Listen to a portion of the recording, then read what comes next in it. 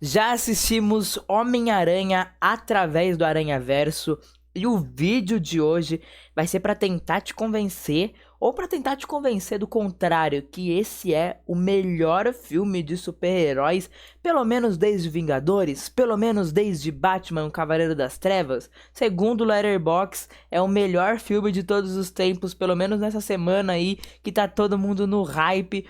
Eu fui convidado para assistir esse filme pelo TikTok, pela Sony. Agradeço muito e assim, foi uma experiência sensacional assistir esse filme numa salona de cinema, porque a gente tem a sensação mesmo que a gente tá assistindo um quadrinho ganhando vida.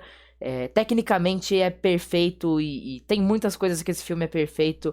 E quem pode falar mais sobre a perfeição que é esse filme é o Adam Caetano, que eu sei que também amou esse filme até mais do que eu, né?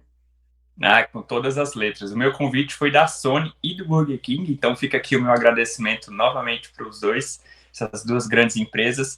Mas antes de tudo, sabe aquela sensação quando você acaba de ler um livro ou assistir um filme e fica, pô, aquela sensação de pertencimento mesmo, como se você quisesse fazer parte daquela realidade. Foi o que aconteceu comigo. Eu acho que isso muda a experiência de uma maneira absurda e por isso a experiência que eu tive com através do Aranha Verso foi maravilhosa, assim. Eu acho que o filme fala sobre super-heróis, não só sobre um único super-herói, e ao mesmo tempo essa linha que divide ali os personagens entre bons e maus, ela é bastante tênue, né? Então a gente consegue observar isso muito bem sendo aplicado no filme. A gente se questiona do porquê personagens que a gente tanto ama colocam um outro personagem que é mais carismático do que eles nessa trama numa parede, assim, numa situação em que, se observarmos como nós os conhecemos, os Homens-Aranha, eles estariam protegendo ou tentando fazer de tudo para ajudar aquele personagem que é muito novo nesse universo, que é o Miles Morales. Eu acho que esse filme foi incrível, eu gosto muito de como eles trabalharam as realidades, como eles trabalharam o aprofundamento dos personagens. Tem muita coisa para a gente falar, vou passar a palavra agora para o Tipo, ele falar um pouquinho da experiência dele com o filme. E é isso, vamos começar. Deixem aí nos comentários já quais foram as opiniões de vocês sobre o filme. Cara, eu acho que esse filme, ele é de fato fantástico. E eu fico impressionado com a ideia num todo e como ela é bem executada. Vai ser uma trilogia, né?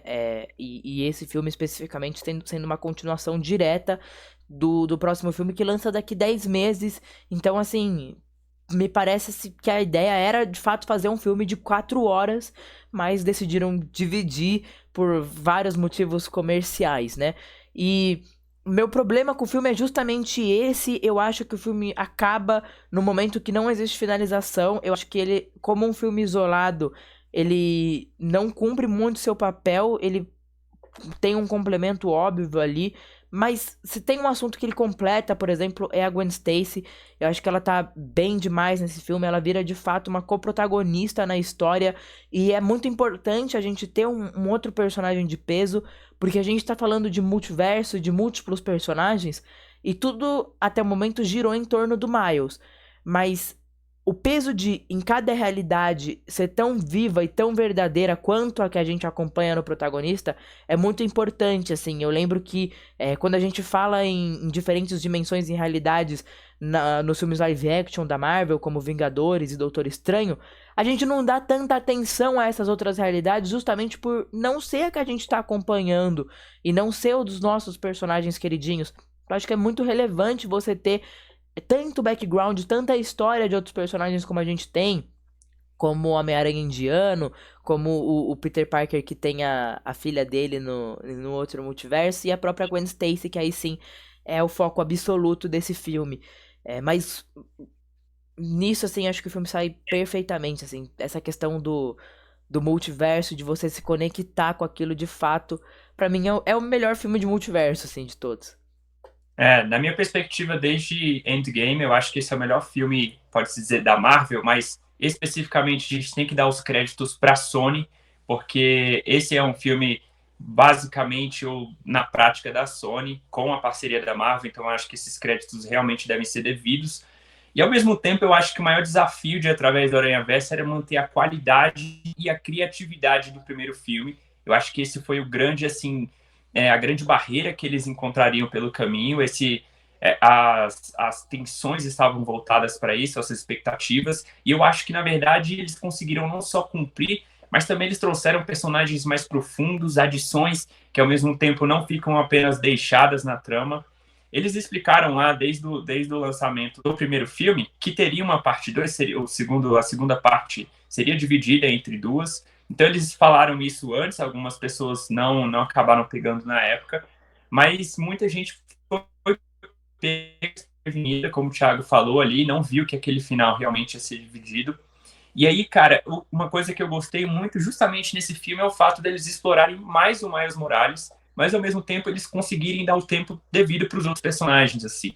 Eu acho que a maneira como tudo acontece naturalmente, ao mesmo tempo como a gente não consegue prever os próximos passos da narrativa, tornam ela excelente em todos os aspectos, porque é muito difícil você ver diversos personagens em tela e ao mesmo tempo falar, pô, como isso daí não vai sair uma bagunça? E na verdade eles conseguem encaixar de uma maneira que você pensa, pô, beleza, ficou legal pra caramba, mal posso esperar para ver o quão isso pode ser relativo para os outros filmes e o quanto isso vai impactar no desenvolvimento do personagem.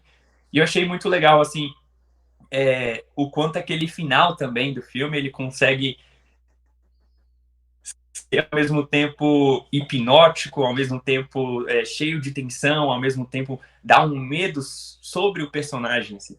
Porque no final das contas, eu acho que a gente fica num debate do que é ser um Homem-Aranha. Eu acho que esse é o grande objetivo do filme, assim, dessa trilogia do Miles Morales. E o Miles, ele seria um super-herói mesmo que ele não tivesse sido picado pela aranha. Eu vi, inclusive, a Isabela Boscov falando isso, que o que torna o Miles Morales um super-herói não é a picada da aranha, mas ele ser quem ele é.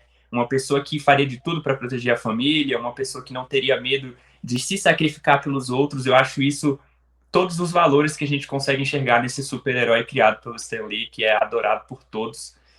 E minhas expectativas são muito altas, assim. Eu tô muito sincero, sendo muito sincero com vocês. Eu quero assistir o filme de novo. E, pô, fale mais, Chi. Cara, você falou muitas coisas legais, eu obviamente concordo com tudo que você falou.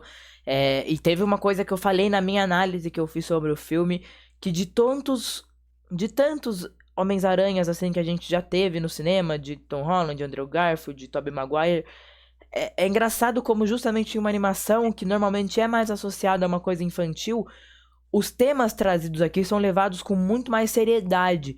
E aí não é só pelo que tá acontecendo, né? Porque o tema do filme é multiversos e coisas extremamente fantasiosas, mas de fato parece que os roteiristas do projeto se importam com aquilo, se importam com o seu protagonista e estão tratando aquilo de uma forma séria. O peso que o Miles tem nas mãos dele, de um menino de 15 anos, você sente ali o filme todo, a trilha sonora ajuda você a se sentir, de certa forma, até desconfortável naquele momento do filme, que tem um confronto com Miguel O'Hara e tudo mais. O filme faz um trabalho espetacular de mesclar essa animação com a trilha sonora e criar um instinto na gente que é de dentro pra fora, né? É natural a gente sentir coisas e muitas emoções assistindo esse filme, se você se conectar e prestar atenção no que você tá vendo na frente da sua tela.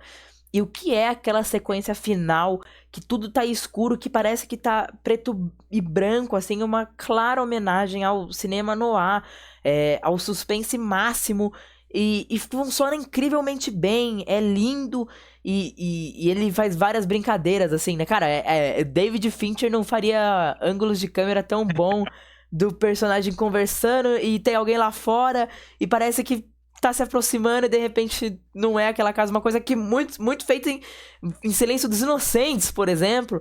Então, assim, Sim. é repleto de referências à cultura pop e ao cinema em geral. Homem-Aranha através do Aranhaverso é cinema, enfim, 10 meses que vão passar devagar pro próximo filme, né? E outra coisa, assim, os créditos para a equipe de efeitos especiais, viu? Porque a maneira como eles misturam e dão tom para cada realidade, e quando elas se encontram, ao mesmo tempo elas não atrapalham visualmente umas às outras, a gente consegue observar ali uma temática muito boa entre diferentes mesmo imagens, né? Olha, eu acho que quando o Mancha visita ali o universo do Venom, isso fica muito explícito, porque ele é um desenho, e ao mesmo tempo a gente coloca ele, a gente observa esse personagem dentro de uma realidade em que há humanos como nós, e a gente vê o quanto aquilo não fica estranho, na verdade fica muito interessante, gostoso de se assistir.